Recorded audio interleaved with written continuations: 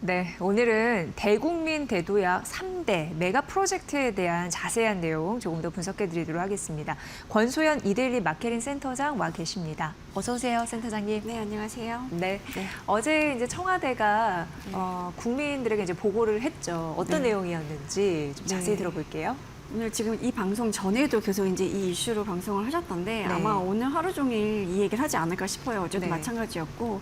근데 그동안에는 사실 이제 반도체 공장을, 그러니까 반도체 클러스터를 어디에 둘 것이냐 이런 거 가지고 이제 얘기가 좀 많았었잖아요. 뭐 예상 뭐 어디가 될 것이다, 뭐 주로 호남권에 뭐 어디가 될 것이다 이런 이제 예상 보도들이 많이 나왔었는데 그 수준이 아니라 AI 시대의 정부가 앞으로 대한민국이 뭘 먹고 살아야 할지, 그러니까 대한민국 먹여 살릴 3대 프로젝트, 그러니까 반도체, 그리고 피지컬 AI, 그리고 AI 데이터 센터 이렇게 세 개를 추진하겠다라는 게 어제 발표 내용이었는데요.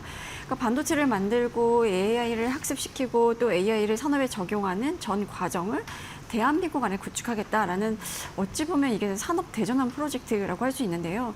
일단 반도체는 AI 시대의 핵심 인프라인 거죠. 뭐 생산 능력을 빠르게 확충해서 압도적으로 반도체 공급 능력을 갖추겠다라는 내용이고요.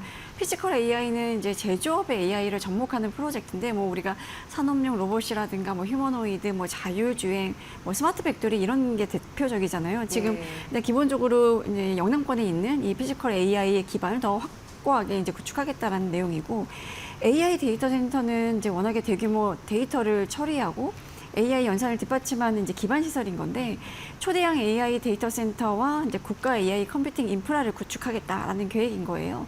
뭐 AI 고속도로, 뭐 GPU 클러스터, 그리고 전력 인프라 이런 것도 함께 확충하겠다는 건데, 이게 사실 세 개 프로젝트가 별도의 각각 다른 프로젝트가 아니거든요. 다 연결되어 있는 건데, 반도체 생산 시설 확충해서 AI 칩 생산하고 AI 데이터가 그 칩을 활용해서 AI를 학습하고 서비스하고, 피지컬 AI가 제조업, 로봇, 뭐 자율주행 뭐 이런 데 실제 산업 현장에 AI를 적용하는 식인 건데, 그래서 하나의 이제 산업 생태계로 묶어서 추진하겠다는 겁니다. 이걸 통해서 이제 초격차 산업 강국으로 도약하겠다라는 구상인 건데, 이거를 이제 기업한테만 맡길 수는 없는 거잖아요. 그래서 뭐 에너지 고속도로라든가 뭐 AI 고속도로, 그러니까 AI 고속도로는 우리가 이제 초고속 통신망을 의미하는 거고, 에너지 고속도로는 이제 송전망 이런 것들을 의미하는 건데, 이거를 정부가 같이 이제 구축을 하겠다, 그러니까 인프라를 같이 깔아주겠다 이런 내용을 어제 발표를 한 겁니다. 네.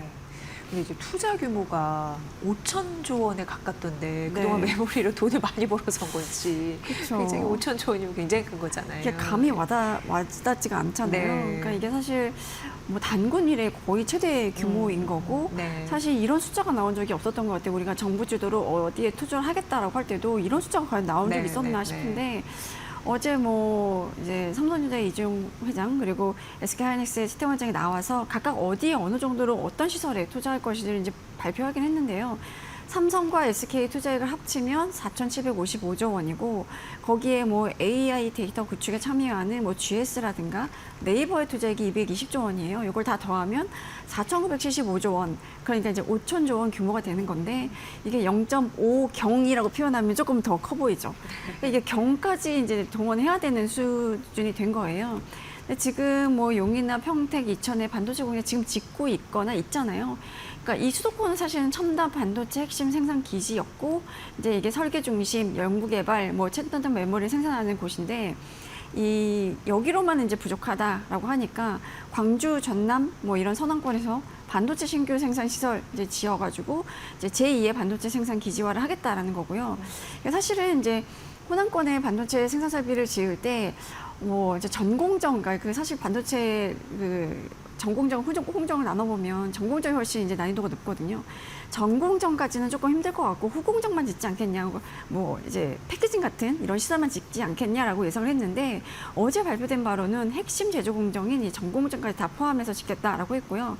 그래서 삼성전자하고 SK하이닉스가 각각 팹 2기씩 해서 총 이제 팹 4기를 짓기로 했고, 또 AI 데이터 센터도 짓기로 했고요. 뭐 충청권은 첨단 패키징, 그리고 대구 경북의 대경권은 반도체 소부장, 여기는 원래 반도체 소부장 업체들이 좀 있었던 곳이고요.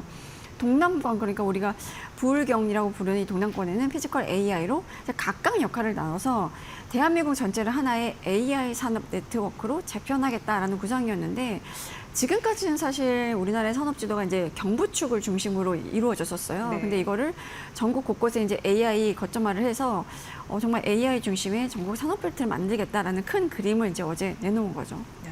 그런데 이제 반도체 추가 공정이 좀 필요한 상황이죠. 그렇죠. 지금 AI가 시장을 견인하는 완전 슈퍼사이클에 접어들었잖아요. 뭐 HBM이라든가 뭐 데이터 센터용 메모리 수요는 지금 이제 구조적으로 증가를 하는 건데, 올해 전망만 봐도 이제 가트너가 전망한 걸 보면 전년 대비로 이런 이제 반도체 수요가 한 64% 성장할 것으로 보고 있고요.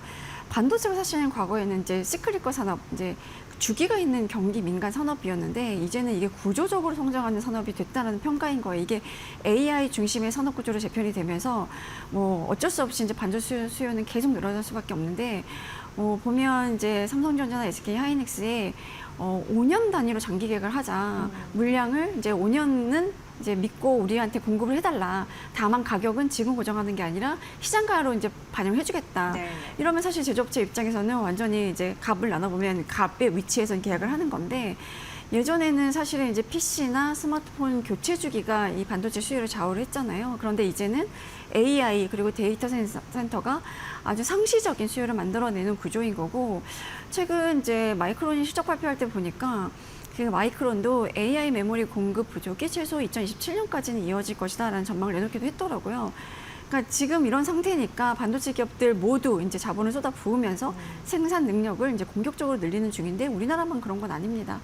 근데 지금 이제 용인의 반도체 클러스터가 조성이 되고 있긴 한데, 이게 이제 2035년쯤이면 포화 상태가 될 것이라는 전망이 좀 나오고 있고, 완공 시점에서 글로벌 수요가 어느 정도일 것이냐라고 이제 생각을 해보면, 지금 추가 공정을 건설하는 거는 이제 선택이 아니라 필수다라는 얘기도 이제 있어요. 그래서 지금 이제 논의되는 것은 당장 필요한 생산할 수 있는 공장이라기보다는 2030년 이후에 그 생산량을 확충하게 충당하기 위한 생산 기지인 거고, 사실 반도체 공장이라는 거는 부지 검토만 한 7년 정도 걸린다고 해요. 그리고 착공부터 양산까지도 한 뭐 짧아도 5년, 그리고 이제 길면 10년까지도 걸리는 건데, 이제 정말 추가가 공급 시설 늘려야겠네라고 이제 필요해진 이후에 짓기 시작하면 늦으니까, 지금 이제 준비를 해서 그 반도체 수요가 확 더 늘었을 때 그때 이제 대응하자라는 의지인 것 같습니다. 네.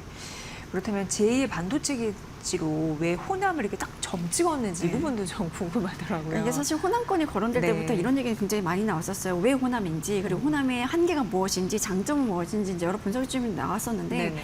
간단하게 정리를 해보면 사실 우리가 경제성만 따져보면 수도권의 클러스터를 더 선호하는 게 맞죠. 왜냐면 이게 반도체라는 거는 다 유기적으로 연결이 되어 있어야 되거든요. 근데 지금 뭐 평택, 이천, 뭐 용인 이런 데들은 이제 반도체 생태계가 조성이 되어 있으니까 여기에 더 짓는 게 경제적으로 이제 유리하게, 그러니까 가성비가 좋기는 한데, 그 가성비라는 표현을 써서 그렇기는 하지만 어쨌든 이제 이 수도권은 더 이상 지을 땅을 확보하기가 쉽지가 않은 상태인 거고, 땅값도 비싸고, 그리고 뭐 용수, 전력 이런 것들이 부족하잖아요. 그러니까 이미 이제 포화 상태라는 이제 진단인 거고, 사실 이제 펩 1기, 그러니까 펩 하나 지을 때 보면 어느 정도의 부지가 필요하냐면 10만 제곱미터 이상이 필요해요. 이게 이제 평수로 따져보면 3만 평인데 축구장 한 14개 정도 크기의 부지거든요.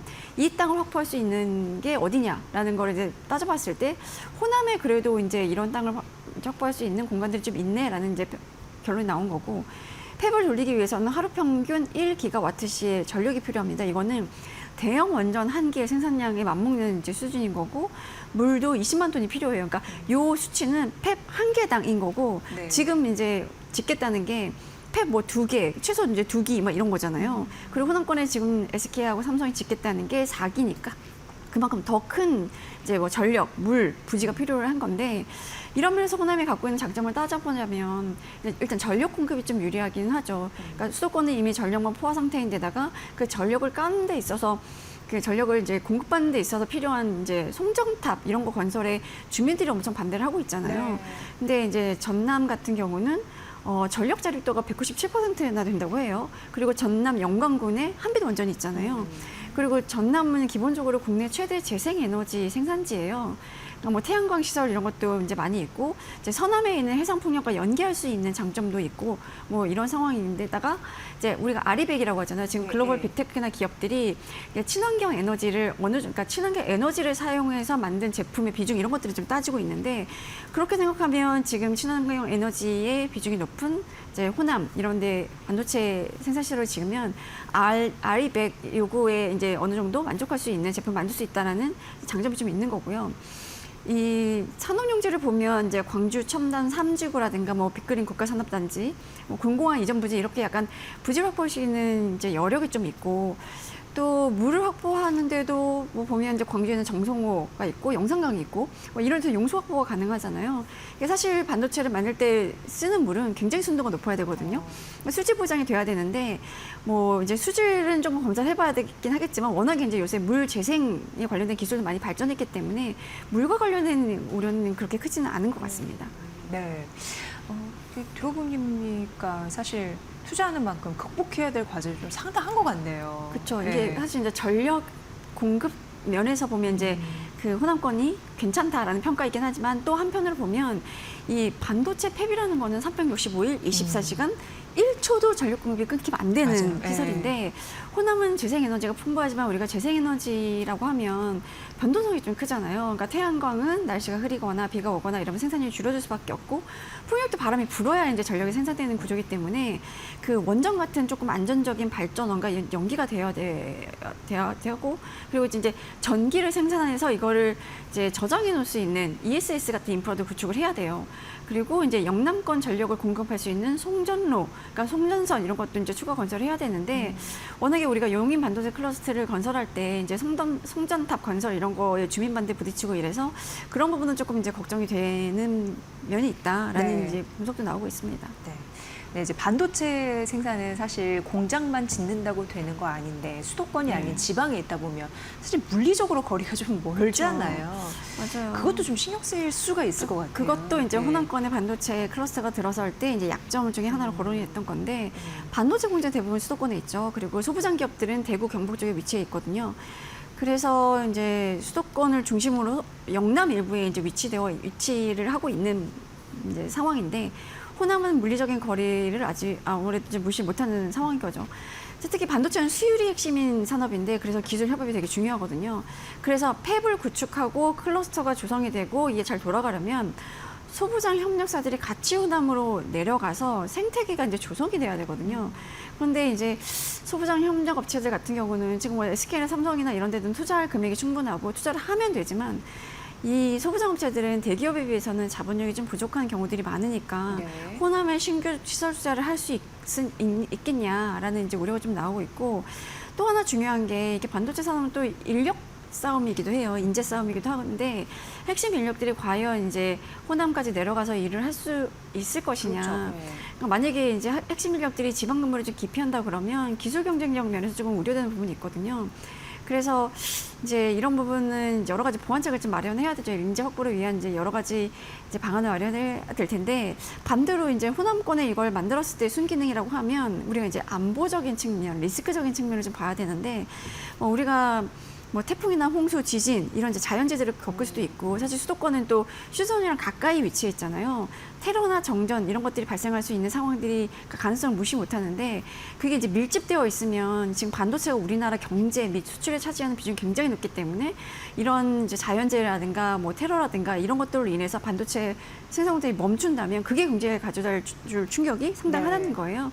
그래서 어찌 보면 이제 분산도 좀 필요한데 분산할 때 호남이 물리적인 거리가 있으니까 이제 분산하기에 좋은 위치 아니냐라는 분석도 있는데 실제로 보면 대만의 TSMC 같은 경우도 뭐 이제 타이중, 타이난, 가오슝 뭐 이런 뭐 신주까지 한 4군데 이제 분산되어 있고요. 뭐 미국, 일본에도 공장이 있습니다. 마이크론도 뭐 미국, 일본, 대만, 싱가포르 이렇게 이제 공장을 좀 분산해서 운영하고 있어서 우리나라도 이제 이런 분산의 목적으로는 호남도 나쁘지 않다라는 이제 평가들이 일부 나오고 있긴 합니다. 네.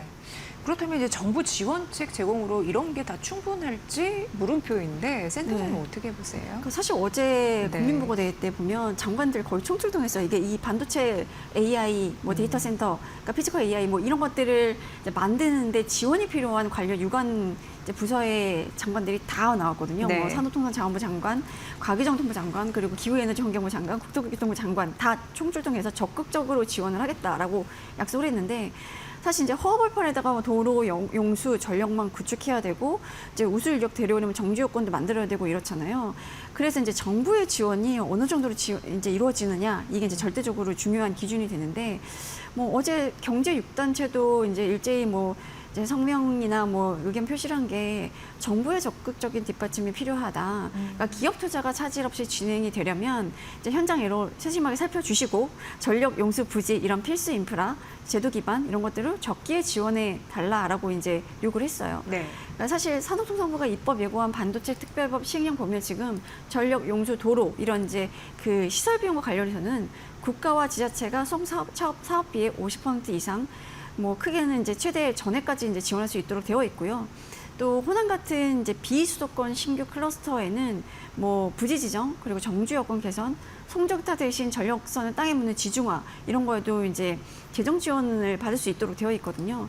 그래서 뭐 이제 정부의 적극적인 의지 그리고 이제 이렇게 발표할 때 이제 장관들 총수도한 거 보면 정부의 의지는 제가 충분하다고 보는데 사실 지금은 반도체 산업에 대해서 각국이 다 이제 지원 경쟁을 하고 있는 네네네네. 상황입니다. 그러니까 사실 미국 같은 경우도 칩스법 제정해서 보조금 지급하고 있고, 뭐 일본도 TSMC 유치할 때 뭐 수조 원을 지원했거든요. 그래서 이제 정부가 뭐 이렇게 지원을 하고 인프라를 깔아주고 기업들이 투자해서 공장을 짓고 소부장 업체를 따라 내려서 생태계가 조성이 되고 이러면 그래도 이제 뭐 평택이나 이런 데 못지않은 클러스터가 생기지 않을까 하는 기대감을 좀 갖고 있긴 합니다. 네. 그러다면 이제 고용 창출로 인구 유입까지 기대를 할 수 있을지 말씀해 주셨다시피 기피 현상만 또 커지지 않을지 뭐 이런 우려가 뭐 그렇죠. 사실상 있습니다. 그러니까 뭐 네. 반도체 산업은 이제 장비가 아니라 네. 천재 엔지니어가 수요를 만든다는 말이 좀 맞아요. 있어요. 네, 그래서 네.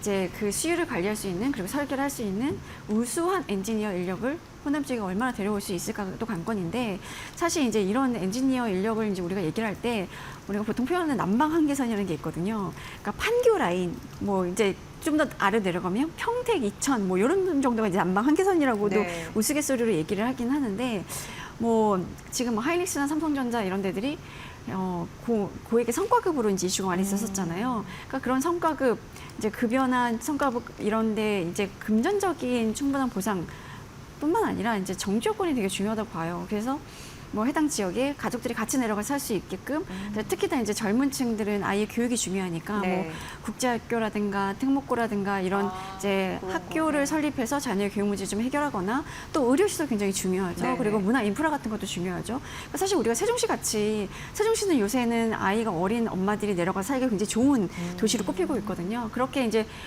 살기 좋은 아이를 키우기 좋은 그런 정지 요건을 만드는 게 굉장히 중요하다고 봅니다. 네.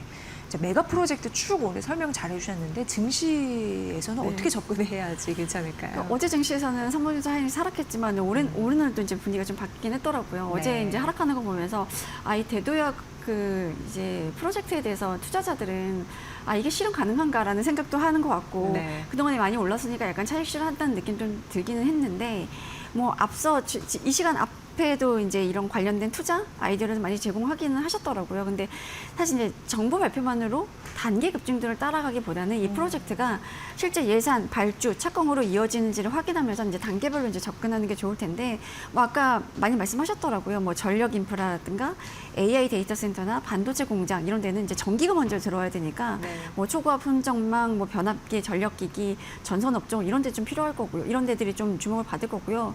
반도체 장비 소부장 오늘 많이 오르고 있잖아요. 이제 공장 착공 시작되면 여기에 들어간 설비들 중요하니까 이런 소재 기업들 주목해 볼 만하고 마지막으로 건설주든지 기대해 볼 만한 것 같아요. 네. 클러스터 조성 과정에서 뭐 토목, 산업단지 개발, 용수, 도로공사 필요하니까 건설주도 어느 정도 수혜를 입지 않을까라는 기대를 좀 해봅니다. 네, 오늘 잘 이해가 됐고요. 앞으로 투자 전략에도 잘 반영해 보겠습니다. 권소연 마케린 센터장의 분석으로 함께 들으셨습니다. 고맙습니다. 네, 감사합니다.